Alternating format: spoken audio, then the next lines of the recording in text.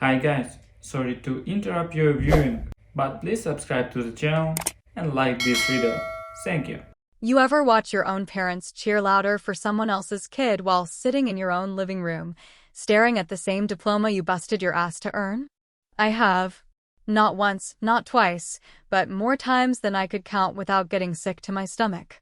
It's a special kind of pain, the kind that doesn't scream in your face, but sits quietly in the corner, scratching at your ribs, whispering, "You don't matter. You never did." And the worst part? You start believing it. My name's Jenna. I'm 27, a biomedical engineer, and if I had $1 for every time my parents told me how proud they were of my sister Chloe, I could have paid off my student loans 3 years ago. Chloe, the golden one. The miracle baby who didn't cry at birth and practically somersaulted out of the womb into a dance recital. Blonde, bubbly, with that camera-friendly smile and a laugh that makes middle-aged men turn their heads in grocery stores. She didn't just walk into rooms, she arrived, always somehow in perfect lighting. And then there was me. Taller, straighter hair, quieter. The kind of kid who read encyclopedias at 7 and asked for a microscope instead of a Barbie. My mom used to call me her little genius, but you could feel the disappointment when I didn't care about wearing matching socks or curling my hair for school pictures. I wasn't fun. I wasn't photogenic. I was efficient. Our house always had space for Chloe's dance trophies and cheerleading plaques. There were entire shelves devoted to her framed photos, mid-jump, mid-twirl, mid-smile. My ribbons, my science fair medals, my acceptance letter to MIT, they went in a drawer. Sometimes I wonder if my parents even remembered they put them there. The first time I really felt it, that sharp gut punch of being second place in your own home, I was 9. Chloe won some dumb pageant, Little Miss Cherry Blossom or whatever, and they threw a garden party with pink cupcakes and a bounce house. When I asked why I didn't get a party for winning the math Olympiad, my dad laughed and said, "Sweetie, your brain doesn't need cupcakes." I smiled like a good little genius. But I didn't forget.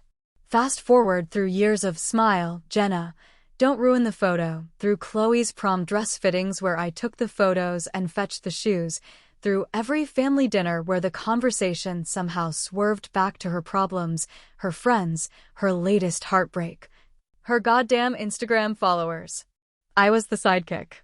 The unpaid intern in my own family's story. But even with all that, I kept trying. Call it hope. Call it desperation. Or maybe just the stupid belief that one day, they'd look up and see me. Really see me. So when I told them I was graduating with my master's, 5 years of hell, labs, clinicals, sleepless nights, and surviving on black coffee and anxiety, they were actually excited. For once, they sounded like they meant it. My mom said, "We wouldn't miss it for the world, sweetheart." And for a few fleeting hours, I let myself believe it. Then the night before the ceremony, my phone rang. It was my mom, Denise. She has that voice, the one, sweet like sugar, but with an edge sharp enough to slice you in half without you noticing. "Hey, sweetie," she said. "So listen, don't be mad, okay?" Already, my heart dropped. Chloe's been really stressed lately. With the breakup and everything. We're taking her to Glen Haven Spa for the weekend. We figure she needs it. I just sat there, holding the phone, staring at the wall like it might offer me an explanation. A better one than this. They were skipping my graduation. My graduation. The one they said they'd be at. The one they promised, for the first time in forever, they wouldn't miss. Because Chloe needed a massage and some seaweed wrap. I didn't scream. I didn't cry. I said, "Okay, Mom. Hope it helps."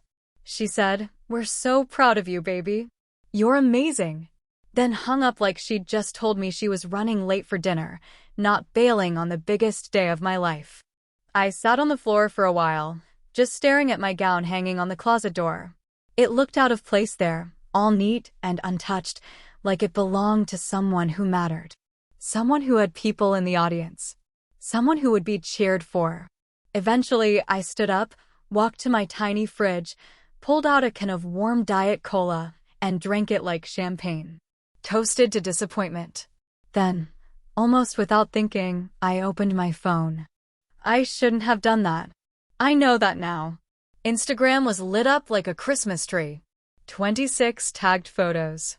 Chloe in a white robe, holding a flute of champagne.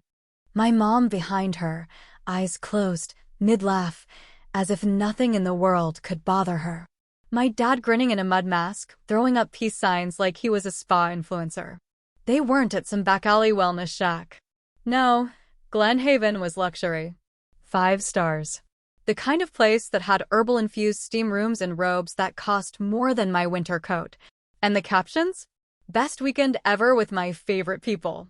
Spa day with the most supportive parents in the world. The kind of love you can't explain. I stared at the screen, so long my vision blurred. My chest went tight, like something had clamped around my lungs. They weren't just skipping my day. They were celebrating skipping it. And the likes? Hundreds.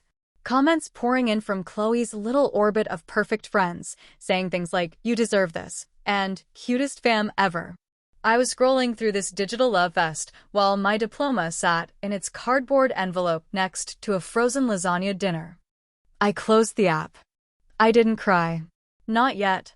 Instead, I opened a blank note on my phone, and I started typing. Not a speech. A reckoning. Because if they wouldn't show up for me, then I was going to make damn sure they regretted it. My phone screen was still warm in my hand, like it could feel what was about to happen, like even the damn glass could sense what I was carrying inside me. I hadn't looked at Instagram since the call the night before. Hadn't wanted to, hadn't needed to, because the silence from my parents already said enough. But something about that quiet, too clean and too fake, pushed my thumb toward the app. It opened like it always does, bright, polished, cheerful, like a magazine cover you don't belong on, and the first thing I saw was Chloe. Chloe, glowing under perfect spa lighting, wrapped in a fluffy white robe that probably cost more than my first semester's textbooks. She was holding a glass of champagne, eyes closed in fake meditation, captioned with, "Grateful for weekends like this, and for parents who just get it." I didn't even blink. I just started scrolling. There were photos of my mom with cucumber slices over her eyes, giggling like a teenager on spring break. My dad, bald head shining with a clay mask smeared across it, doing some ridiculous version of spa yoga while Chloe took selfies in the mirror behind him. Picture after picture. Story after story.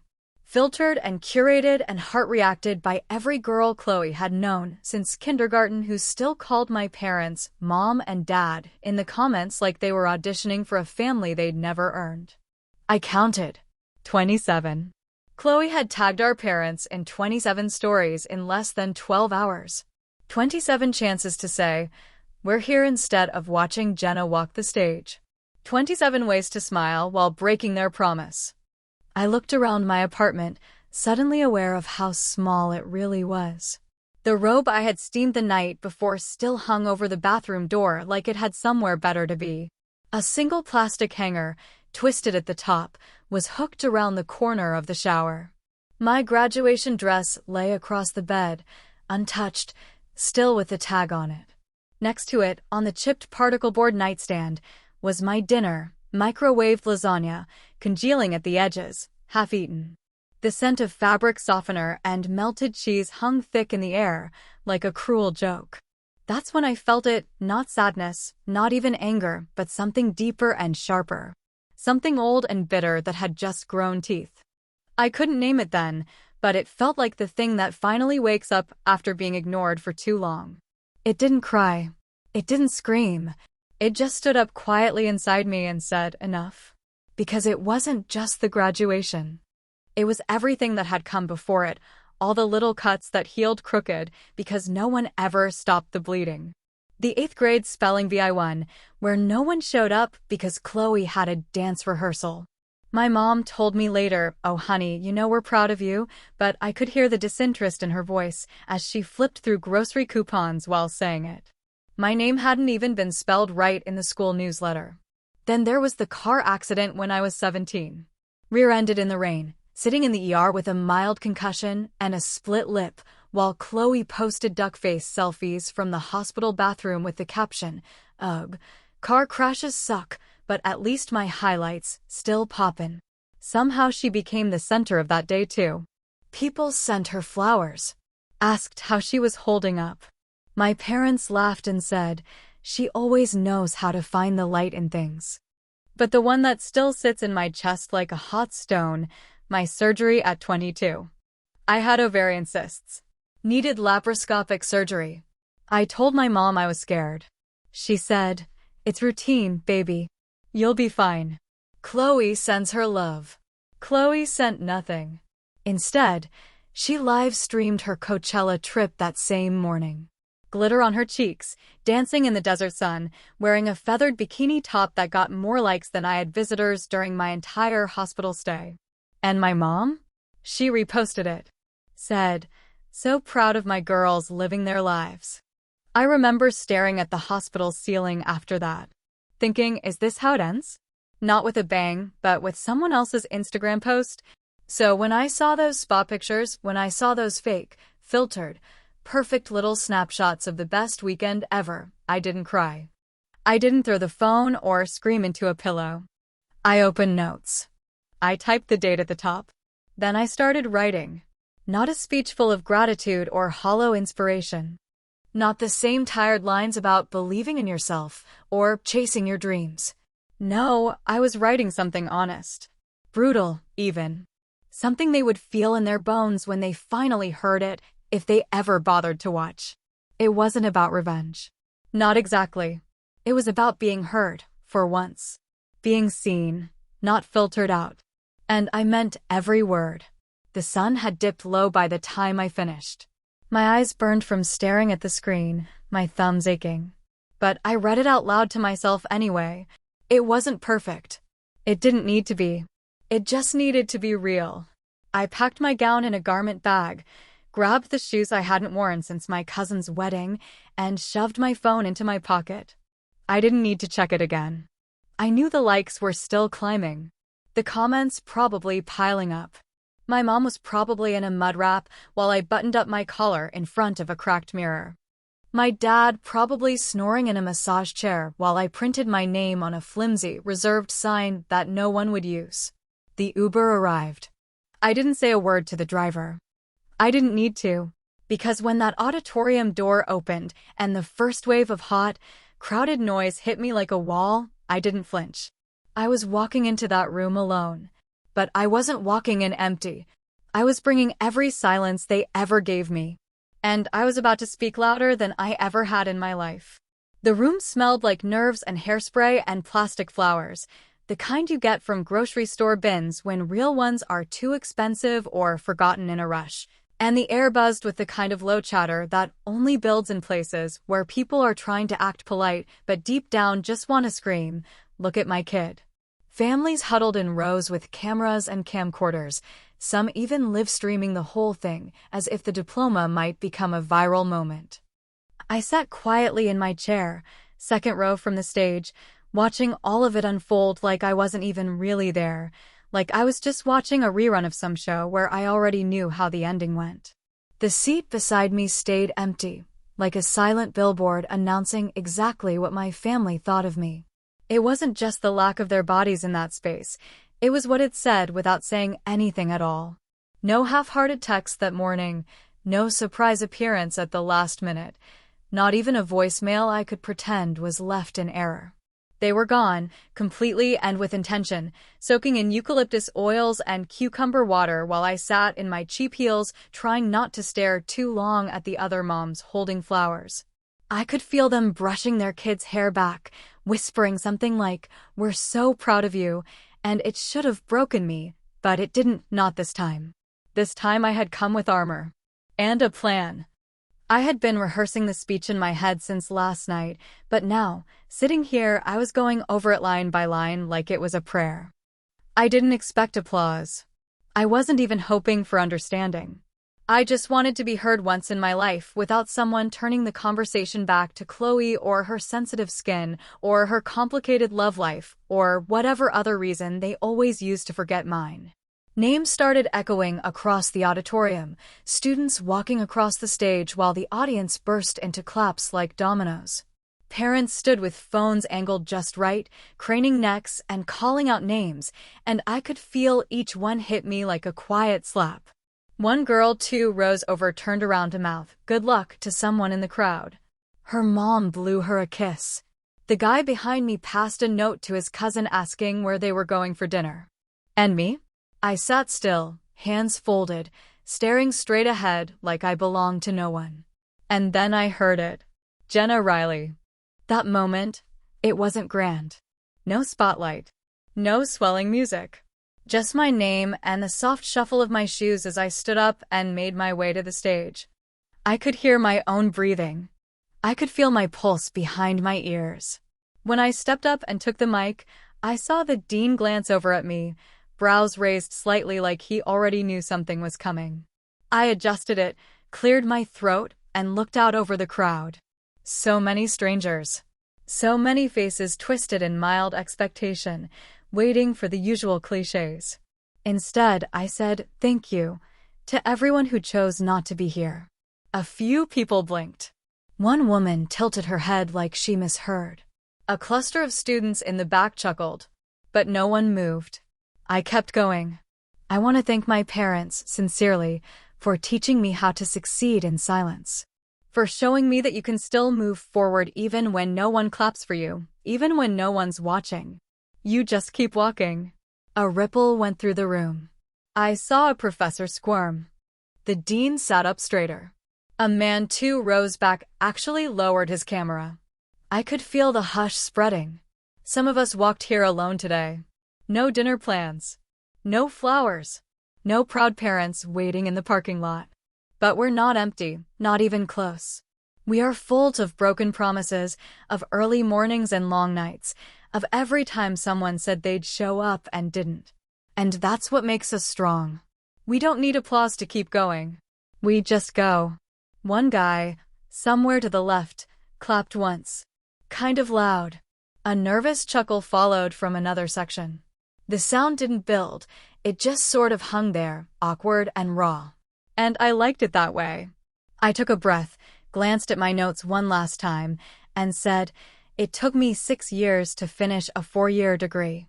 But hey, 2 times 4 is 8, so I guess I'm ahead of the curve. Someone coughed. A few whispered, probably doing the math. 2 times 4? 8? Did she mean to say something else? Was it a joke, or was I just bad at math after all that schooling? I let them wonder. Let them itch to correct me. Let them comment. Because that was the moment, the real one. The one where I turned the thing that used to shame me into a punchline only I could control. Maybe it didn't make sense. Maybe it wasn't perfect. But it was mine.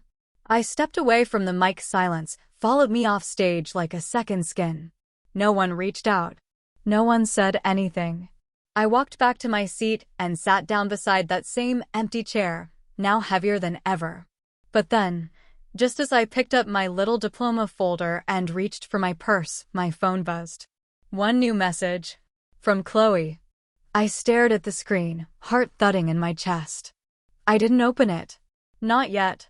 Because for the first time in my life, she wanted my attention. And I wasn't sure if I wanted to give it. The phone kept buzzing against the wood like it was alive, like it had something inside it that wouldn't stop squirming until I opened it, answered it, dealt with it. I stared at her name, Chloe, glowing on the screen like a headline I hadn't agreed to read. My thumb hovered for a second too long. Then I tapped. I was ready to let loose. I had rehearsed it. Every sentence, every syllable sharpened in the back of my throat, ready to be launched like shrapnel the second I heard her voice. I was ready to finally say all the things I'd swallowed over the years, things I'd buried under smiles and nods and pretending to be okay with being invisible. I was ready to break the silence the way people break glass, suddenly and without mercy. But when she answered, I didn't hear her signature breezy "hey babe" or her usual fake shock at being caught doing something obviously selfish. What I heard was a sound I couldn't recognize at first, a strange, uneven breathing, shaky and raw and very real. "Jenna," she said, But it was barely a whisper, more like someone trying to speak through a closed throat. Jenna, I didn't know. I swear to God, I didn't know they skipped it. I froze. Just stood there in my living room, one shoe off, gown still half folded over my arm, staring at the floor like it might suddenly rise up and explain everything to me. She was crying, really crying. The kind that comes in gasps, not pretty tears with filters and ring lights. The kind I didn't think Chloe even had in her. I thought, she said, voice breaking again, I thought they were coming after. I swear I didn't know they said that to you. My mouth opened, but nothing came out. Not the rage I had stored. Not the sarcasm I had sharpened. Just silence. For the first time in a long time, I didn't know where to put my feelings. Because now it wasn't just betrayal and resentment filling the room, it was confusion and a tiny needle of something worse, empathy. I was pregnant last year, she blurted, just like that, like she had to rip it out before she changed her mind. They didn't tell you. I lost it. I was 12 weeks. I'd picked out a name. The world tilted. My chest clenched so hard it felt like someone had shoved a hand into my ribcage. Chloe, pregnant. Chloe, grieving. I hadn't known. I hadn't heard anything. They didn't want you distracted during finals, she said, a bitter kind of laugh sliding out behind the tears. They said you were under too much pressure and they didn't want to throw you off. Like I was a storm and you were some delicate little structure they had to protect. I sat down slowly, like my knees had given out, phone pressed to my ear like it was the only thing keeping me tethered. I didn't say anything. I just listened as my sister unraveled on the other end. I know you hate me, she said. You probably always have. And maybe I deserve that. I got everything. I know it. I got the attention, the vacations, the good photos. But what you never saw, what they never let anyone see, is how many times I had to fall apart in private so they wouldn't feel like failures. I closed my eyes. She kept going. They treat you like this because you don't need them, Jenna. You never did. You never asked for help. You never needed saving. That scares them. It makes them feel useless. With me, they get to feel needed. With you, they don't even know how to be parents. There it was. The truth. The raw, pathetic, broken little truth I had danced around for years, but never said out loud because I thought it would sound like an excuse. And hearing her say it, hearing her of all people give voice to the thing I'd never been brave enough to say, felt like someone turned a key inside my chest. I still didn't know what to say. I didn't know whether to scream or cry or hang up and never speak to her again. Because part of me wanted to say, you're full of it. That she knew exactly what she was doing every time she posted those perfect photos, every time she soaked up the spotlight while I stood in the wings. But another part, one I wasn't ready to look at directly, felt something else. Something like pity. Something like forgiveness. Something dangerous. I don't hate you, I finally whispered, and I didn't know if it was a lie. She sniffled. I didn't know how to be your sister, Jenna, she said. I only knew how to be their daughter. And they made it really easy to choose between the two. The silence that followed wasn't angry. It was just there, sitting between us, heavy and uncomfortable and kind of sacred. Like for the first time, we weren't talking at each other, but through something much bigger. Then Chloe's voice broke the stillness one last time, soft and small, like it was coming from a long, long way off. Don't hate them, Jen. Hate me if you want, but they're broken in ways we'll never fix.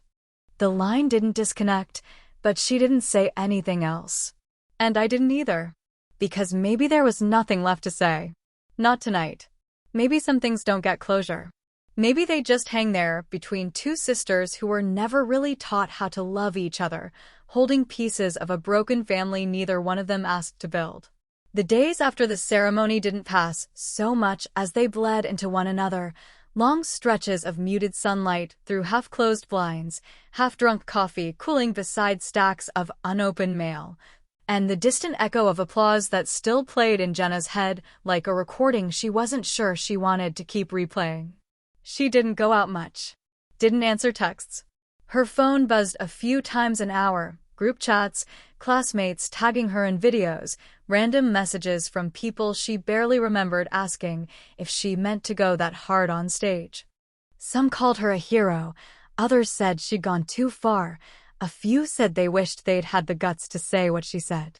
The university's anonymous forum had threads debating whether her speech was iconic or bitter, whether she was a brave truth-teller or just another entitled millennial airing dirty laundry in public for attention. One comment stuck in her head more than she wanted to admit. It read, "Imagine hating your family so much you'd turn your graduation into a therapy session." At first she'd laughed, but it wasn't the kind of laugh that came from anything real. It was dry, short, and sharp. The kind of sound your mouth makes when your chest is too tired for tears. Then she'd sat back, turned off the screen, and stared out the window for a long time, watching birds hop along a power line, trying to decide whether or not she regretted it. Her inbox filled with clips of her speech. Someone had filmed the whole thing from the third row, caught every breath, every pause, every glare. They'd posted it with the title, "The Most Savage Graduation Speech You'll Ever Hear," and it had been shared across platforms with captions like "Queen Energy" and "This is what healing looks like." But healing, she thought, didn't feel this hollow. If anything, it felt like she'd cut open a wound just to show people it existed, and now she was left with it still bleeding while the world clapped from a safe distance. Her parents didn't call. Not once. Not even a cold, obligatory voicemail pretending to misunderstand what she meant. They didn't text, didn't like any of the posts, didn't even comment under Chloe's vague, "big feelings lately. Love to my sister" story. It was as if they'd vanished, or more accurately, as if they had folded in on themselves, retreating behind that familiar curtain of silence they always used when they didn't want to be held accountable. Jenna had expected it. But expecting something doesn't make it hurt less, it just dulls the edge until it scrapes you slowly, instead of slicing clean. Then, 4 days later, an envelope slid through her mail slot plain, white, typed, no return address. She knew the handwriting on the front, though it wasn't exactly handwriting. It was her father's clunky, old laptop font he used for business letters, bills, or anything that required distance. She held it in her hand for a long time before opening it, fingers brushing over the creases like maybe they held more than the paper inside. The letter was brief. Stark. 6 lines, maybe 7 if you counted the spacing. "Jenna, I watched the video. No matter what you think, we've always loved you. In our way. We didn't do everything right, but we did our best. Dad, that was it. No apology. No explanation.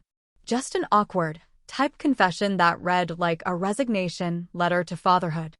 She folded it once, then twice, then shoved it in the back of her desk drawer without knowing why. Part of her wanted to burn it. Part of her wanted to keep it forever. And neither part felt entirely right.